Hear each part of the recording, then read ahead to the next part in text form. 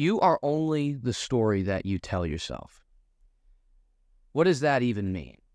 Well, first, it means that you're always telling yourself a story about who you are. There's the things you've been through, the struggles you've overcome, the successes you've had, the milestones you've achieved, the goals you've conquered. All of that defines who you are, and all of it makes up how you think of yourself, very obviously. But if you're thinking of these things, you're not thinking of them individually. That's to say, you're not thinking of them as if each one of these was separate from each other. If you had a goal to gain a 4.0 when you graduated from college, but by your second year, you realized that your mother died and your best friend left you, and so you found yourself in a slump. There's a relationship between the slump, how you responded, and your final acquisition of that goal if you did achieve it. Let's say you did. If you achieved the goal, you cannot think the goal, but through your process of overcoming the difficulty that led you to achieving it. That's to say, you don't think of the goal by itself. You think of it in the context, in the history of the actions that you took that led you to achieve it. And you don't only think of the positive things you did, that is, the studying, the hard working, the connecting, the networking. All that led to the goal. Let's not kid ourselves. But what is just as important is how you did all of that in spite of the difficulty you lived through. And that is your story. That is the story you tell yourself about what you did and what you can do despite what comes at you. There are 3 moments to this story, 3 elements or pieces of the puzzle, and we can abstract them out of this example story. First, there's the end goal. There's what you want.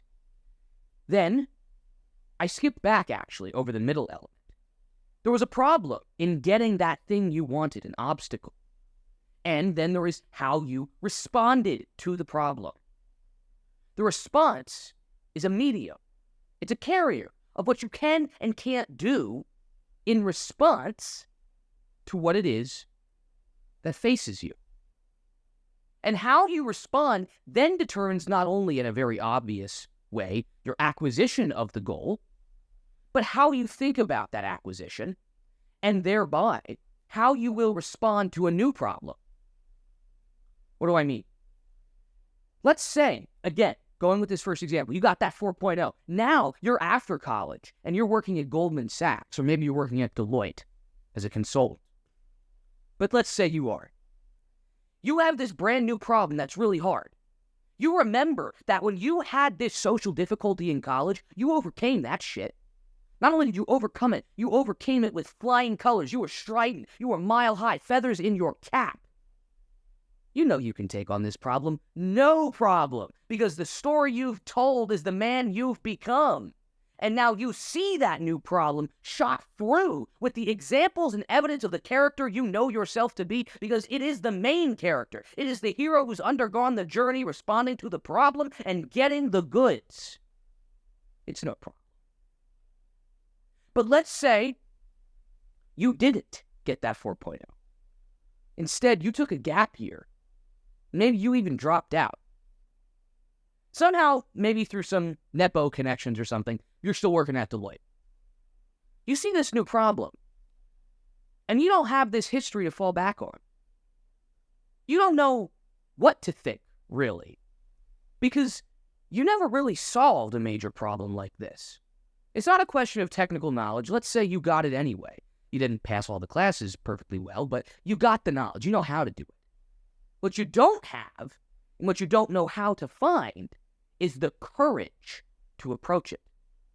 Because you're not the main character. You're not the subject of the story. You're just a passerby. What faced you in the past, that's the subject of your story. That's the thing that stopped you. And think to yourself, how many people have you heard like this that say to themselves, well, if I hadn't broken my arm in 69, I'd still be the lead quarterback in 72, and then I would have gotten that Clemson scholarship?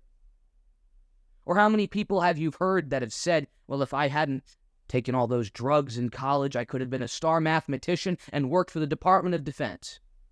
If. The obstacle becomes the subject, and the if statement in your own story that you tell about yourself every single time you encounter a new problem subsequently takes the subject position.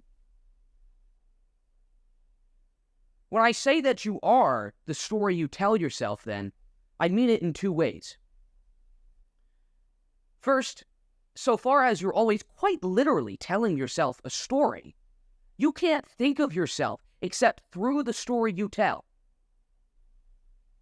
So, the first practical thing to take away from this is, who's the subject of your story? Is it you, or is it the things you've been through? The psychologists among you might know this as the distinction between an external and internal locus of control. If you have an internal locus of control, or an internal position of control, you're the subject of your story. Even if you faced obstacles, maybe you did take a gap year, and maybe then you got a 3.8. And damn it, that was good enough because you had a hard time, and you persevered anyway. You're the subject. But if you tell stories about yourself, in which case you say you're not the subject, you can't do it, because if this thing hadn't happened, then you would be able to. Now what? Now what do? This is the second piece of how you are the story you tell yourself. If you're telling yourself that story of success, and you're thinking and narratizing those 3-part step problems, where you saw an obstacle, you responded well, and you overcame it to obtain your goal. If you did that every time you will be approaching a new problem, not only will you have that memory, you will have the definition of yourself as a person with that memory. You are the person who overcame. You are the person who achieved that goal. You are the subject of your own story, and this new problem, whatever it is, it will be your object yet again. You will maintain subject position. If those problems that have faced you have taken subject position, if you're telling yourself why you failed, how you failed, and what could have been the case had you not failed, every new problem you face will take on a new subjectivity. And everything that faces you will feel to you like it's hitting you from the outside, because the control has an external locus. So in this second case, you are really two things. You are the person that is the conqueror, and you are in the position to conquer yet again. A brief recap of everything I've been over this video is as follows. First, you are the story you tell yourself in two ways. First, as a constant narration of the events that you've been through. These events are tripartite. They are a problem, a response, and the achievement of a goal through the response to the problem. So far as you're always telling yourself this story, you are the person who is in the subject position of that story. You're the main character. You're the hero. And this is the hero's journey. See Joseph Campbell for more on that.